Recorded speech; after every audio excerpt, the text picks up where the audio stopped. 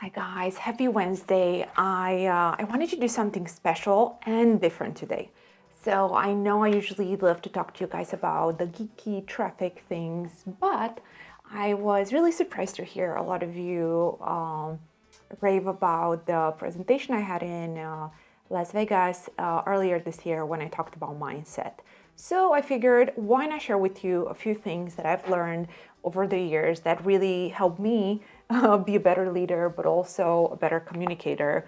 I'm still learning every single day and I make a lot of mistakes, but it's something that has helped me tremendously on how I deal with others. That you do need a lot of introspection to be a good employee, a good entrepreneur, a good leader. But the topic that I written down here today is the 6 signs of people that have low self-esteem. And this is really important because a lot of really successful people are also very, not just shy, because that's such an oversimplification of self-esteem, but we deal with such a complex industry and we have so many interactions where people behave in a way that might not make sense to us, right? So I wanted to share with you that I found very important to understand that some people have, serious self-esteem issues, and that's not a negative. It's not something to look down upon. On the contrary, it's something we can learn to accept about ourselves and others, but it's really important to be able to pinpoint those signs and then know how to deal with them. So the 6 signs that someone has low self-esteem are people pleasing as number one. I personally grew up being the people pleasing was just second nature, right? So I think I still have that tendency, but a lot of us do like to please others in order to not create tensions.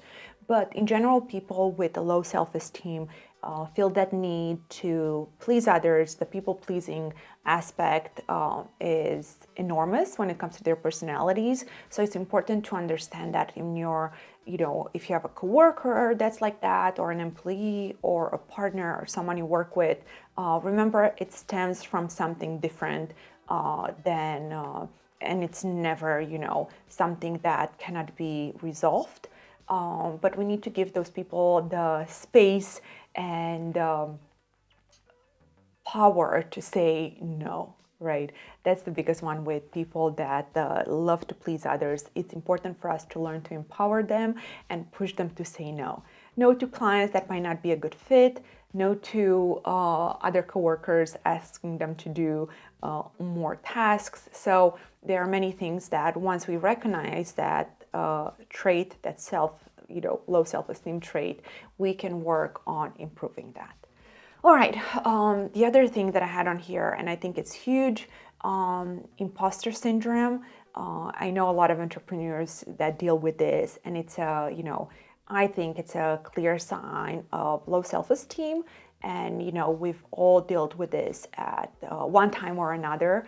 So if you're going through this, you're not alone. And there are many, people in our space who are so excited to talk to you about how they were able to get through that. So while it's a clear sign of low self-esteem, is also something that many entrepreneurs deal with. So it's incredibly natural, and again, many resources on how you can feel better and more empowered. The third sign of low self-esteem is avoiding social interactions.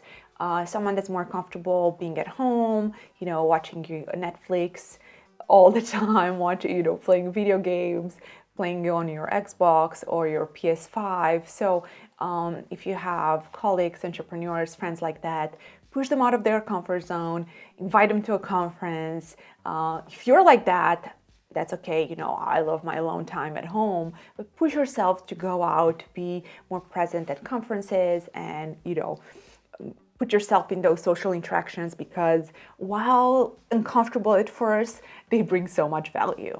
All right, the fourth sign of low self-esteem is, I think, procrastination. But the real reason this happens is people with low self-esteem, they procrastinate because they are so afraid of failure, right? They want everything to be so perfect.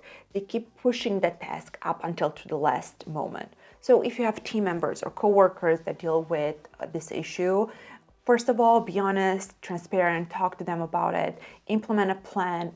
We use Monday.com to keep track of all the tasks and actually set KPIs. Okay, so this task is due Friday. Well, let's finish it by Wednesday, and then together we can just go through the details that we can improve, right? So always set a deadline internally, not the same deadline that you have for your clients, which will give time to someone that likes to procrastinate to finish earlier, and you can help them navigate the details.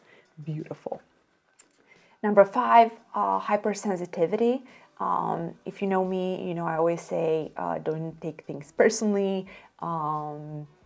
We have a no drama policy, which it's stricter than I meant for that to sound. I think it's so valid and important for all of us to have our own feelings, and being hypersensitive is not something negative. It can be a beautiful and powerful tool. However, it's so important in the workforce, right? To be able to learn how not to be hypersensitive about things, because your employer, your partner, your colleagues have a million tasks that need to be done, and it all helps for all of us to be able to navigate our emotions with ease, right? So hypersensitivity is the 5th example I have for low self-esteem, and there are many ways to deal with this, but the most important part is to recognize it and know why it's happening. And number 6, I know I'm going through this quickly because I always promise you to keep the moments short and sweet, but one of the biggest signs of low self-esteem is comparing yourself to others, right? That's a huge one. I mean, when you compare yourself and your business to what others are doing, it's a clear sign of low self-esteem, and I've seen it time and time again. It never helps because you need to improve yourself. You need to improve your business 1% every day. It really doesn't matter what others are doing. I know some people believe, and there are many studies out there who kept emphasizing how competition is good and it breeds winners, and I have to disagree. I mean, sure, sharing ideas with other entrepreneurs, brainstorming. When you talk about being competitive, in that sense, I agree, but looking at what others are doing and being frustrated because you're not there is not healthy, and I really think there are much healthier ways to motivate yourself and the team. So yeah, those are the 6 signs that I have learned to notice over time. If hopefully they're going to be helpful next time when you have an interaction with someone, to know where that behavior stems from, right? Because low self-esteem is something we all deal with, but it's so important when you recognize the points so you can address the situation. So as a quick recap, because we're close, approaching 10 minutes, the 6 signs of low self-esteem: people pleasing, imposter syndrome, avoiding social interactions, comparing yourself to others, procrastination, and hypersensitivity. So I hope it's going to be easier to understand the why next time you're dealing with someone in that position. And please drop a comment below. Let me know if this makes sense. If you would like to hear more MaxWeb moments of this nature. And as always, thank you for being wonderful. I appreciate you. I love you. And you are part of a community that adores having you in it. Thank you.